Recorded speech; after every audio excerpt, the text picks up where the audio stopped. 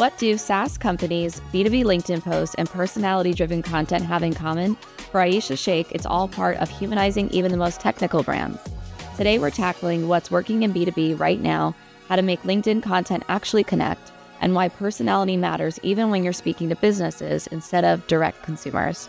So kicking off the podcast today, I am with someone who proves that B2B doesn't have to be boring.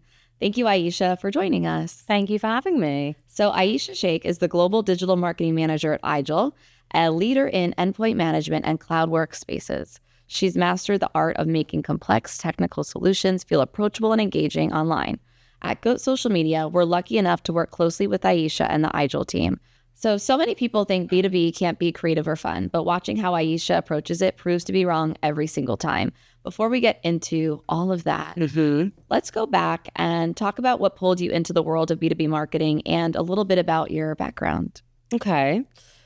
So I think B2B is appealing because it's a challenge. Like, to me, you're putting like strategy and creative together. And I think like the way that organizations can mix those two is really appealing.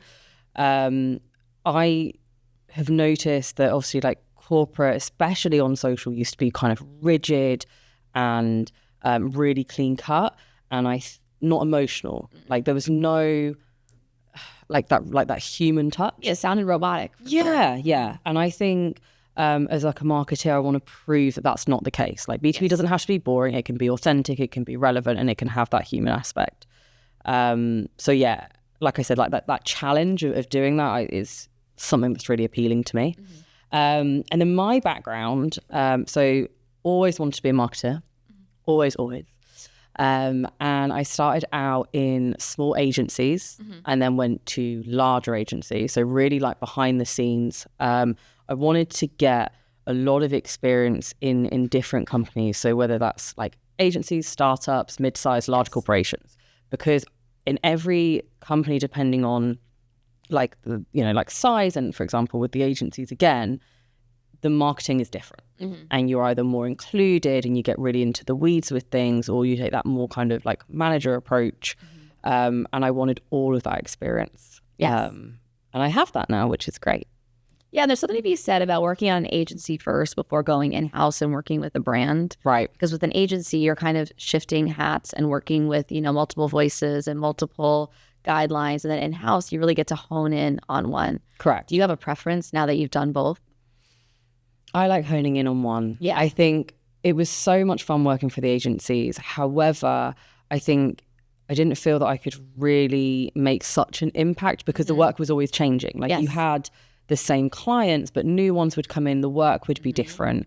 So it wasn't like I could really connect with fast paced. It's deliverable after deliverable. Yes. Right. Yes. So it's like, and now where I am, I'm really, in tune with the brand and I feel part of it. Yes. And so I definitely think I prefer that. But I'm always grateful that I had the experience within the agencies. Definitely. I always say that too. We have an intern program, and with our interns, they're getting thrown into agency world. Right. And I always say, from this, you can do anything. Like you literally can work with any brand when you're used to like client coming at you from this side and this side and 100%. all these different projects and tasks and multitasking. So I would agree. It's a great way to get that experience. Yeah, definitely. So when you joined IGEL, what was your vision for how the brand should show up digitally?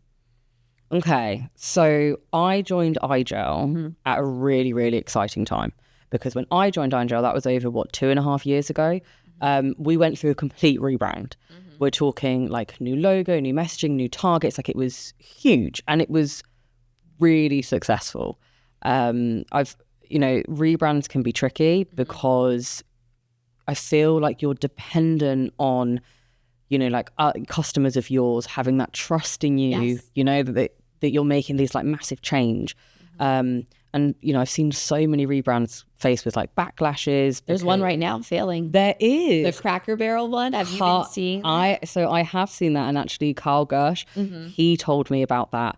And we were laughing because I don't feel IGEL had any backlash, really. Like, it was a very successful, the whole company got behind it. But yeah, funny you should say that because, he said that to me the other day. They're facing a horrendous backlash. Yeah, it's a marketer's nightmare. I mean, I feel like we could have an episode about that at one point, I mean, because it's going to be truly a case study where nobody wanted that rebrand, and they might have to go back to what it was after all that money and time. So I get what you're saying. Yeah, and I think that's really tough because as marketers, like, you're really proud of your work, and I was really proud of the rebrand, and I know the whole team were in the company. So, like I said, it was a huge success. But yeah, I mean, I wanted, like, when all that happened, I just wanted IGEL to feel approachable. Like, I want IGEL to, and I still do, I want it to spark conversation and feel human. I don't, I think we're good in doing that. Yes. And like the vision that I had, I think that's also, it's been a success. We're focused massively on thought leadership, and all of that's resonating really well. Yes. And I'm throwing out the word B2B a lot for people who are not used to that. So B2B is business to business, and then B2C is business to consumer. So something like a clothing brand or fitness company where you're buying directly, that would be your B2C. And then your B2B is really these companies buying from other companies. Right. So that's where, we're talking about sometimes it can get boring or it can get robotic because people are not thinking of the people. They're just thinking of, other businesses, other partners. So when we're saying that it often gets that boring label, how do you flip that narrative and bring personality to a very technical space? So, and I think you touched on it there. I think people still need to remember that you're talking to people. I think they skip that part. They just go, right, these are the target businesses, companies that we're going after, and we talk to them directly. But you're not. Right. There's a whole team in various aspects behind those companies. So I think you need to remember that. And when you do, the content that you put out there will end up being, you can do storytelling, you can do thought leadership, you can provide customer case studies, and all of that will help your business stay relevant and then not robotic. And I think when you do that, you're not labeled as boring. Exactly. Because you're so relevant. Yes. So, take social media, like, it's so noisy out there.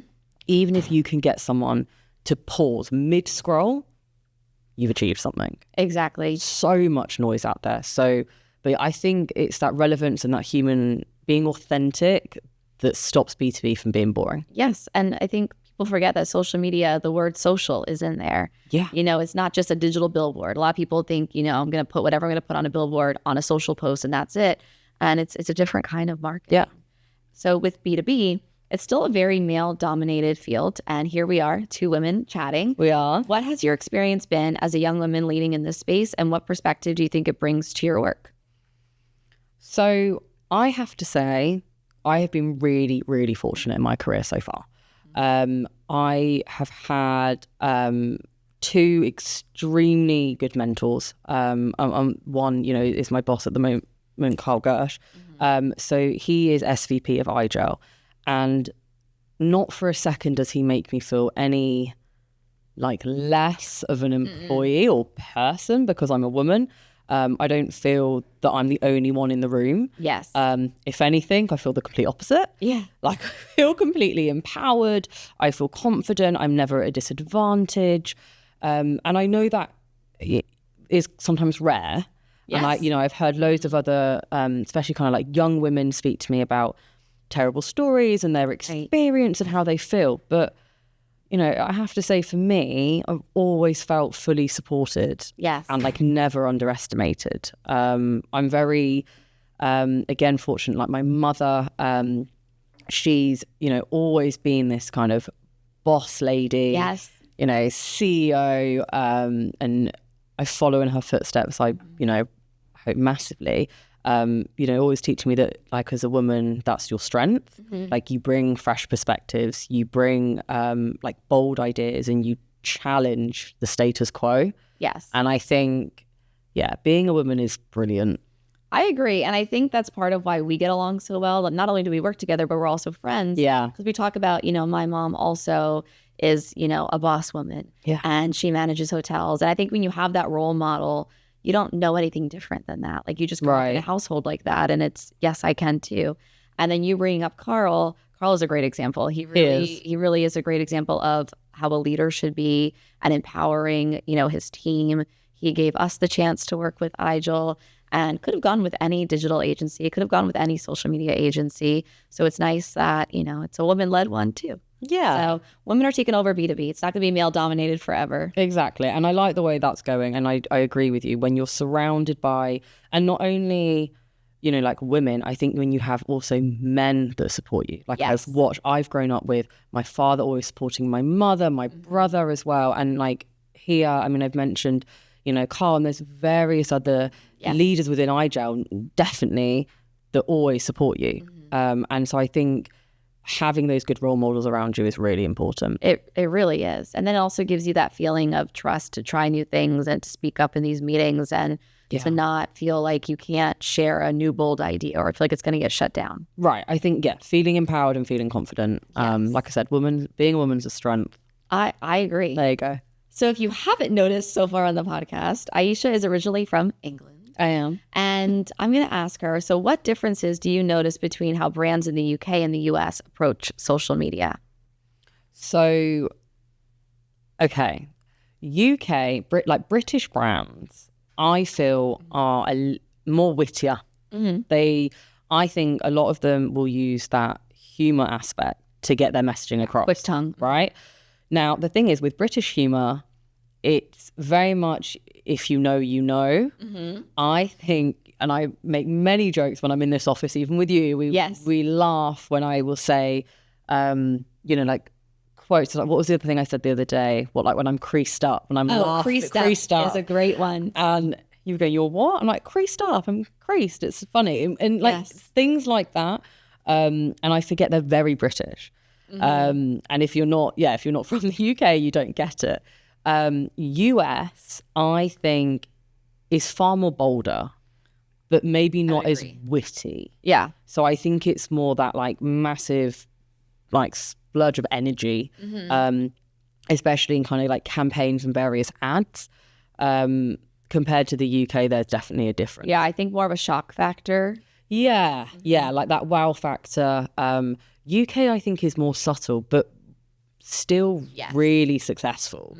But I think overall brands just need to be approachable. But the UK definitely use humor. It all goes back to understanding your audience. Right. So if that works for that audience, great. But if it's not going to reach, or it's not, if you're trying to expand to the US and you're using that British humor, it might not land. Yeah, definitely.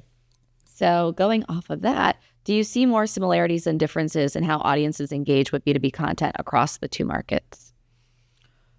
I think fundamentally the content, the content stays the same. Like you're trying to educate people, you're trying to inspire people and just get them to stop, like I said, with all this noise. The difference for me is the tone of voice for the regions. Again, like American, I feel like American companies, like and people like you respond to those really big storytelling ideas. Whereas UK, again, like I said, is more subtle, but still more effective. Yeah. Or as effective, sorry, not more. No, I get what you were going with that. Yeah. I agree. So what do you think is working in B2B social right now that maybe wasn't 2 years ago? So I think I was saying this before, like, I think like the corporate world and like the B2B world has always been that very clean cut, I think quite robotic voice. I think that's changing. People are noticing that the engagement and what they're trying to do, especially let's take LinkedIn, for example, they're trying to post that raw content. Yes. And I think you actually mentioned that in one of your previous episodes about how people are sharing kind of that personal story. Yes. And there's that debate, right? Is LinkedIn Facebook? Like, right. There's that whole... Yes. whole conversation to be had. But I think, like the human relevance is coming back.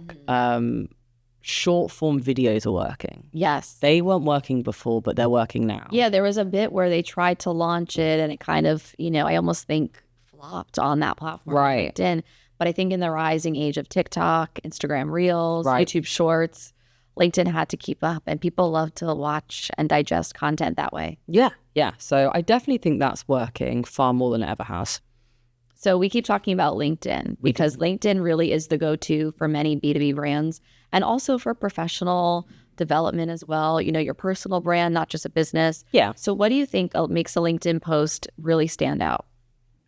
again, it's that human touch. It is. I mean, Darren Fields, he's a very good friend of mine. He's mastered it. Yes. Honestly, I love his LinkedIn. So he shares like real updates. Like if he's had a rubbish week, or if he's, you know, he wants to recharge, if he's got failures within his teams and his learnings. Like it's authentic. It's a person writing about their life. However, with LinkedIn, and again, Darren does this really well, that balance, I think, is key. So to being like relevant, yet professional. And like I said, he posts about his personal life and it captures that. So the robotic posts that I see, they're the ones that it was almost as if when someone's writing them, they say in their head, like, what have I got to tick off? What's got to be in this post? That's robotic. Yes. I think that's key to between like one of those posts and then an actual personal post about, I don't know, a campaign that you've just launched and how it's gone, or exactly if you're like, you know, struggling with certain things, or even just posting about life updates. You started a new hobby. I don't know. Like, and Darren does a good job with his posts, always adding some sort of imagery or photo. Right. And not every, but almost every post has some sort of like a photo of him or a photo of where he's at. Yeah. And it's nice because it also stops you in your track, because it's not just another graphic design or just another text heavy post. It's, a nice photo, or where is he now? He's always traveling somewhere. Yeah. I remember when I was introduced to Darren in Germany last fall, someone introduced him to me as the Kardashian of IGEL. Love it. Because he's like an influencer in his own field. But you know what? Why not? Like everyone has the chance to kind of be an influencer in their own market. Yeah. I think he also gets called James Bond. I think he probably likes that one a bit more as well. So funny. So what kind of posts do you see resonate most with B2B audiences? Thought leadership. And I think that's slept on quite a bit. Yes. I think thought leadership is huge within B2B. I don't think people use it enough. No, and we've been trying to lean into it more, for sure. Way more. Again, Darren, we're backing him, and he was doing a lot on LinkedIn because that was his approach. But thought leadership's key. Yes. Having experts guest write blogs and newsletters. Yeah. Use their expertise. Yeah. Customer quotes, stories. It's always sometimes the hardest to get, getting those case studies. I've, had experience with that myself. Right. But when you get them, they're gold. Yes. People want to learn from real life stories. They want, there's so many cases, even within IGEL, you post customer quotes and everyone just loves them. Yes. And a lot of times the customer is so busy that they forget that it's necessary, like, for us to have that information. Right. So it's having those, open doors to talk about it and get those quotes or get those videos. It makes such a big difference. Yeah, huge. So for some companies that are nervous about loosening up online, what's the first step to showing more personality without losing credibility?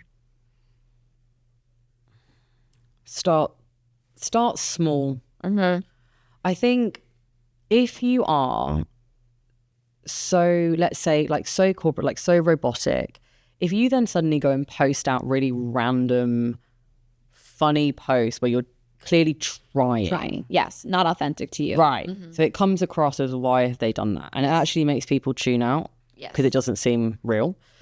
So I think if companies are starting to kind of like loosen up and, like you said, like without like losing kind of like any trust and stuff like that, just start to share maybe those thought leadership posts or like employee opinions, like start small and try and get your personality across, but don't come across as fake. Yes. It will just seem like you probably had a new hire that's come in with kind of these big, bold ideas and they're taking over. And as much as that would be a good thing, you need the backing of a whole team. Yes. And it needs to be consistent. I agree. So I think start small, the rest will follow. You don't have to have it all figured out, but just be mindful of, when you kind of change strategy completely. Yes. It doesn't, No, and a great example that comes to mind is for loosening up is at Now and Next Miami for IGEL. There was the IGEL fashion show where employees and the team, they were wearing IGEL gear. Yeah. Had a little walk on the fashion show. We only posted some, fun professional photos from the stage, like in a quick LinkedIn post, like, did you catch it? Yeah. Be sure to grab your swag while you're here. it was one of the top performing posts of that week because it was fun. Yeah. It loosened up the crowd. People were like, wow, what's going on there? But we were still sharing very important information, and very, very important updates and highlights. But that post grabbed people's attention because it was fun, but it was still on brand. Like, it was still very... I'm still unsure how it did that, especially with the yellow tracksuit, but Carl was very happy about that. Well, at least no one modeled the IGEL Speedo. No, although Sydney's in a couple of months' time, and they're very keen to have those Speedos, which is hilarious. Too good. So what advice would you give to smaller B2B brands who don't have a big budget or team, but they still want to create impactful content? Okay, so if they haven't got a large budget, I think the worst thing that you can do, and let me start with that first, is spread yourself too thin. Yes. If you haven't got a lot of budget, going on every single platform with hardly any budget, you're not going to make any sort of impact because you're not going to reach those people. So my advice would be analyze your audience. Where's your audience sitting? We've been talking about LinkedIn, so let's take LinkedIn as an example, right? Yes. Your target audience is sat on LinkedIn. Put all of your ounce of effort into that platform. Like, stick to that platform. Yes. So build out your page, make sure relevant content is featured, get your thought leaders behind it, make sure they're posting consistently. If you stick to that one platform, you'll stretch your budget far more than if you're going to go on to various ones and make no impact whatsoever. You have better chance being more consistent on the one platform too, than just dabbling here, dabbling there. Yeah, completely. I think focus on one platform, especially if you have like not a lot of budget.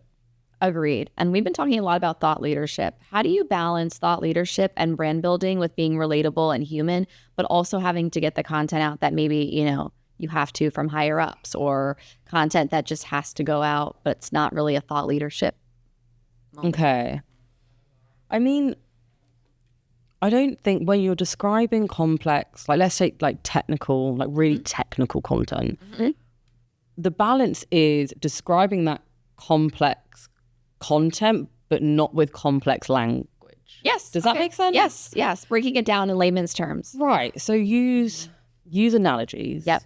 Use like storytelling, I would say, like examples. It doesn't need to be so bogged down. I mean, it's got to be like digestible for that reader. Yes. So I think you can bridge the gap by, like you said, like breaking it down to layman's terms. I think when you do that, your balance is found. I agree. And what's a mistake you see too many B2B companies making on social media? Okay. Talking about themselves too much. Does that make sense? Yes. When you go, and this is not just like businesses, but it can be personal too, I think. Yes. When it's just all about the them. And we mentioned before, like social media is social. And I like it's a start conversation. Yes. So if you're just talking about yourself all the time, like people are just going to tune out. There's no conversation to be had. No, I agree. There's nothing to relate to. Well, and people realize, they forget too, social network. The word network is there too. Like, you're not going to a networking event holding up a poster about what your business does and not engaging with anyone there. Right. You need to engage, interact, have conversations. Yeah. And social is, I think when people realize that they have so much success, like social media is a place, it's a platform for a conversation. And the minute that people, start to realize that, stop just talking about yourself all the time. You'll be far more relevant and capture people. So, okay. So Aisha, we close out every episode with 2 questions. Okay. And you're up. The first one is, what's your favorite current social media platform and why? For personal usage, or? You can give both. Well, I could do both. Okay, personal usage, definitely Instagram. Yeah. I am an Instagram You girl. are. I am, but I'm very, very private. So I don't use it, like, I think a lot of people, they'll have their public, they'll have their profile public, and they'll be posting all the time. I'm very much like, and you're on my Instagram because you're favored. Yes. But I'm very, very private. What I love about that is I feel like I can post anything. I feel like yours is like a journal. Huge journal. Yes. Yeah. That's where I get the vibe from you. And you're saving and sharing quotes. And travel. And it feels like a journal. Yours. Yeah. It really is. when I started out on Instagram, I was very much posting not for myself but for others. Yeah. And it put me in a bit of a weird headspace because I was constantly like, I'd post a photo and I wasn't actually enjoying posting the photo.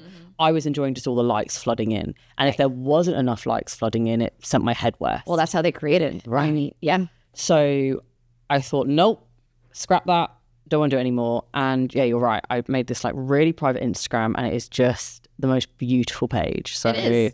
but you have to be on my good list to be on it. You are. Yes. And I think that's something people can take too. If they don't love Instagram, they can Right. use it that way.